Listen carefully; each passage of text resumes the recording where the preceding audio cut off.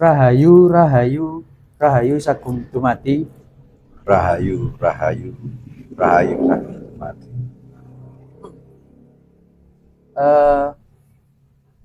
Melanjutkan mungkin dari pembahasan sisi spiritual kita yang kemarin.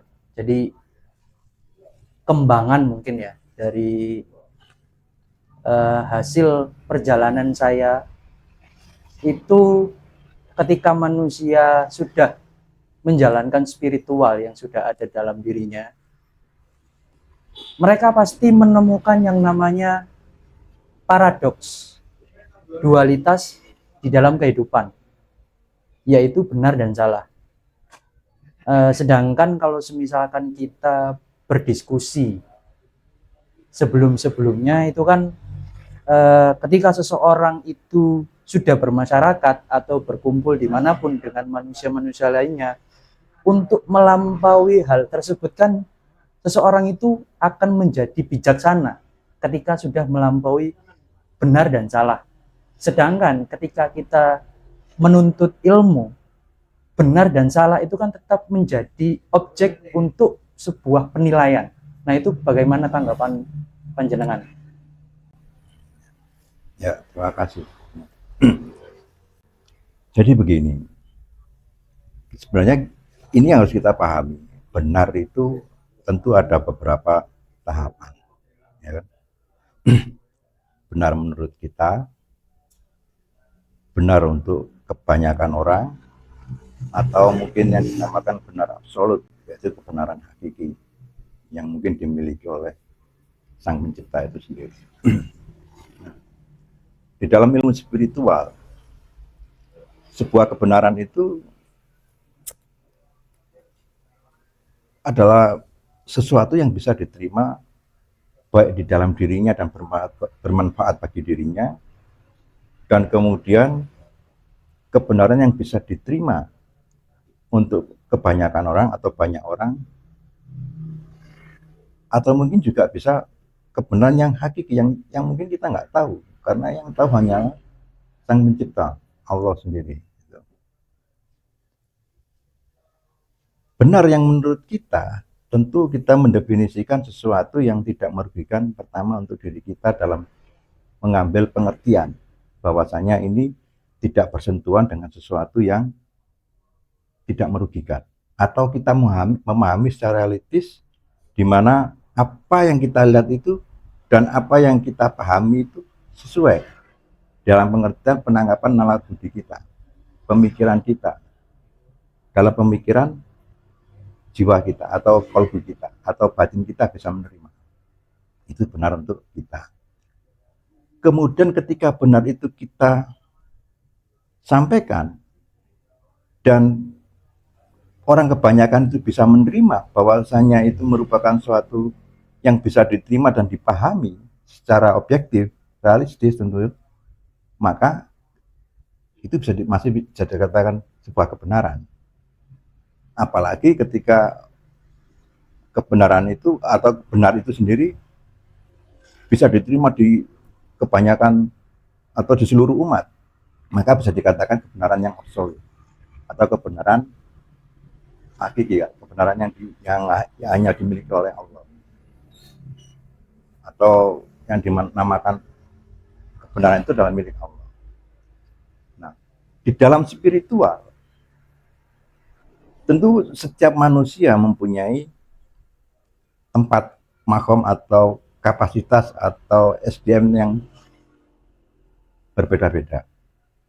Tetapi selama di dalam pengajarannya dia bisa menerima di dalam dirinya dan bermanfaat bagi dirinya, masih bisa dikatakan kebenaran, walaupun belum tentu bisa diterima oleh pihak-pihak yang berbeda. Di dalam spiritual akan lebih terfokus ketika kebenaran di dalam spiritual itu, atau bisa dikatakan itu menjadi benar karena kebanyakan atau banyak orang yang bisa memahami secara bersamaan, atau mereka bisa mengerti apa yang dimaksud di dalam apa yang kita gapai di dalam spiritual itu sendiri.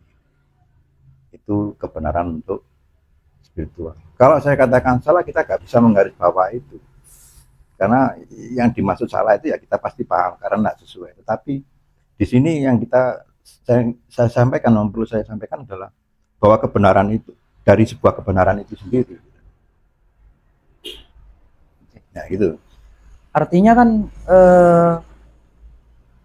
bahwa kebenaran yang dimiliki oleh seorang individu ataupun yang terbentuk dari beberapa individu, grup, komunitas, atau perkumpulan masyarakat, itu kan dia masih terjatuhnya relatif. Ya. Bisa benar, bisa juga masih salah.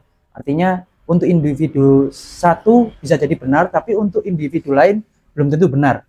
Tapi absolut sendiri itu kan milik Tuhan semata. Nah, bagaimana kalau misalkan kita untuk menentukan atau meminimalisir kebenaran dan kesalahan untuk meneliti sebuah objek yang dimana itu adalah sebuah sisi keilmuan?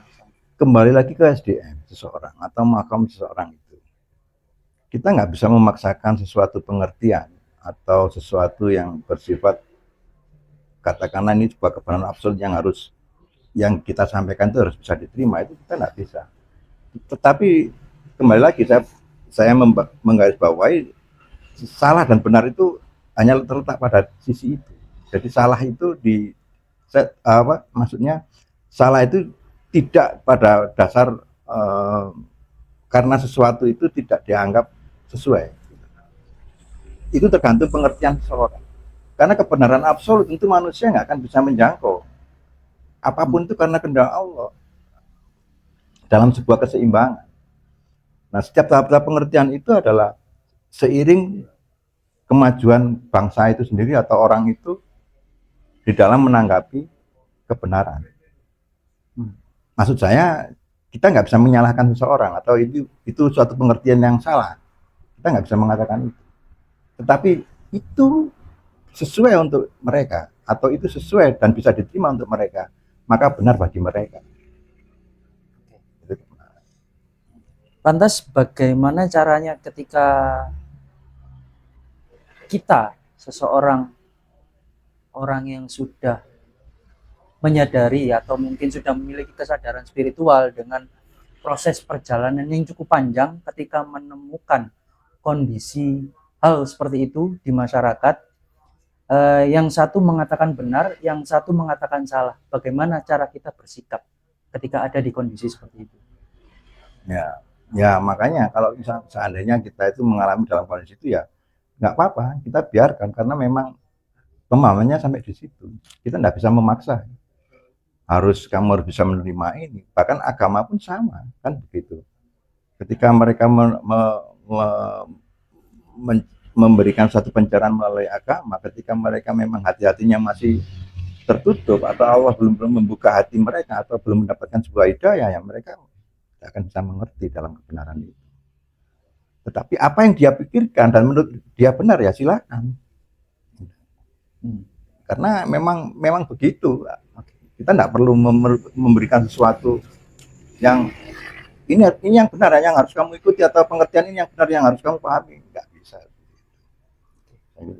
Jadi katakanlah kalau semisalkan, coba saya konfirmasi kembali. Ya.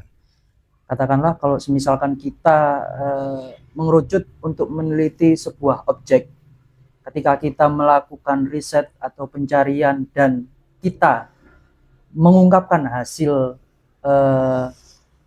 pencarian kita atau riset kita tersebut, masalah benar dan salah itu kita kembalikan ke individu masing-masing, begitu ya?